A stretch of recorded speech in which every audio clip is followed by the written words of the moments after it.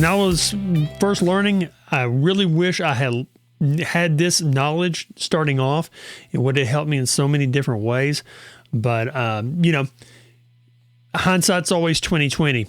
Thanks for being with me. I'm Clint Tucker, guitar trainer and coach in the greater Nashville area. What I want to think about helping students understand is that the notes on the guitar and the notes on the piano are not different at all. So if I could get one piece of information for you beginners that really would help you is learn your notes, learn them, but think of them like a piano. So I want you to think of this guitar as like this huge super piano that has 5 different pianos stacked on top of each other. So if you've ever walked across a piano and done your finger went, you notice that the pitch went from left to right, and it went from low to high. That's the way it goes on the guitar as well. So if I know the names of my strings, I also know the name of the note that this piano in particular starts on. So the C major scale is where it all starts. So if we do our first finger on the B string, because we have 6 strings, but really it's 5 different ones. E, A, D, G, B, E. 88 Dynamite, Goodbye Eddie. If I have those right there, 2 are E's. So that's no problem. Whatever I learned for this E also works for this E right here. And what we're going to do is we're going to learn that C major scale, and we're going to start it on the B string because B is the closest thing in the alphabet to C. So the very first fret on the B string is C. That means that the C key on a piano and the C on the guitar are the exact same. And I would just go C, D, E on the piano, and then I would go C. There's a black key in between C and D, so that's 2 frets on the guitar. There's a black key in between D and E on the piano. That means there's 2 frets on the guitar. So C, D, E. But now E to F doesn't have a black key on the piano. That means it doesn't have 2 frets on the guitar. It's only 1 fret. That's a half step. So C, D, E, F. Then I would go F to G. There's a black key in between, so it's 2 frets. G to A. That's a black key in between, so that's 2 frets. A to B. There's a black key in between them. That's 2 frets. And then B to C doesn't have a black key.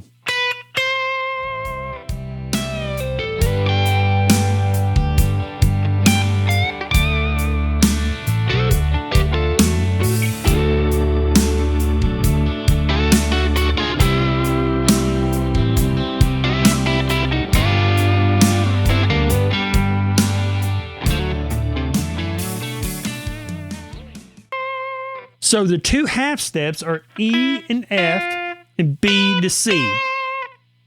That's the natural note half step law. B and C and E and F. No other notes naturally have half steps except them. And then I would also take that and learn that in the C major scale, E is number 3.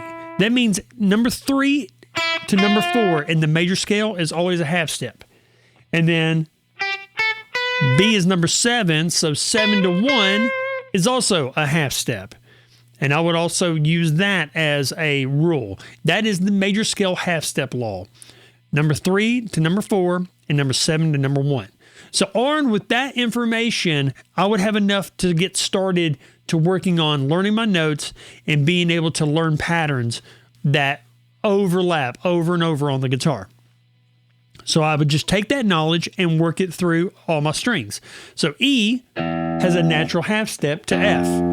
Then it's a whole step to G. Because it was a whole step from F to G on the B string, it'll be a whole step from F to G on the E string. Remember, this is the exact same setup of notes. It just starts at a different spot. That's it. So F to G is always going to be 2 frets.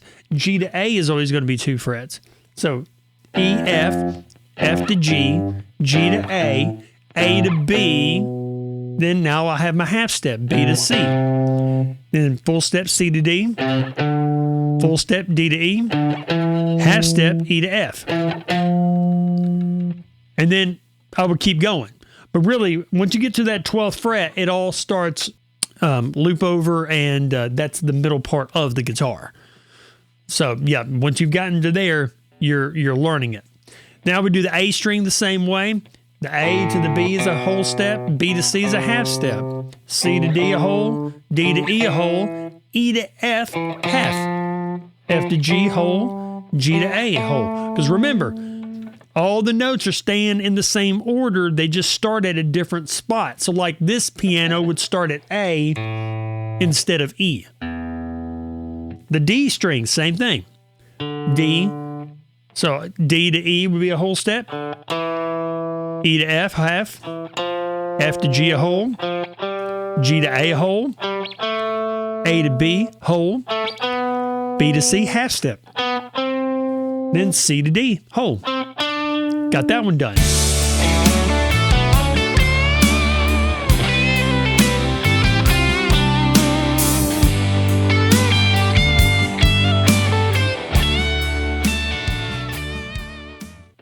And I would take every one of these strings and I would work on them on, every day I would work on a different string if I really wanted to know it. Because if you're just starting off and you never played ever before, this is a great way to start to feel what your strings feel like too.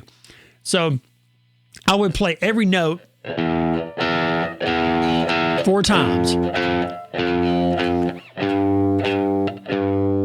That way, my left hand, or my fretting hand, has time to get there.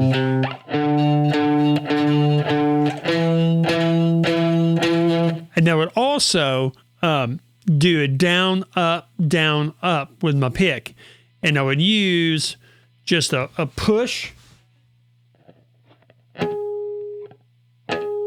pull, but not really a pull. It's like you push down, rest on that string, and then just kind of reset.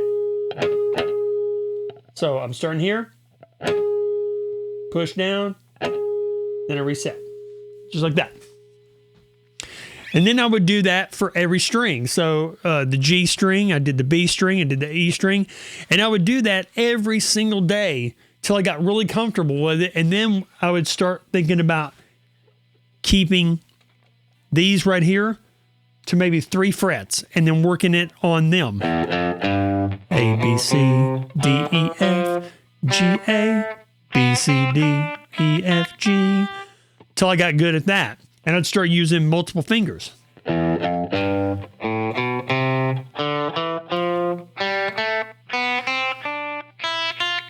Once again, I would do maybe the 4 notes per. That way my fretting hand had plenty of time to learn the pattern.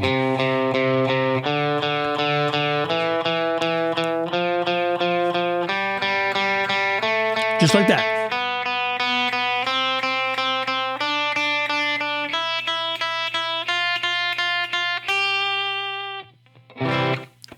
Yeah, that's exactly what I would do. And what I found is by doing that right there, I would be so much more ahead of the game because I would understand that the major scale has 2 half steps between notes 3 and 4 and notes 7 and 1. I would also understand that the natural half steps are E to F and B to C. And armed with that information, I could learn all my natural notes on the guitar. You do that right there, you're already setting yourself up to be able to understand music so much better. If you guys are getting some value out of this, I'd love you to consider subscribing. My analytics tell me that 90% of you guys aren't subscribed, so that would help the channel grow and help me be able to push out more videos.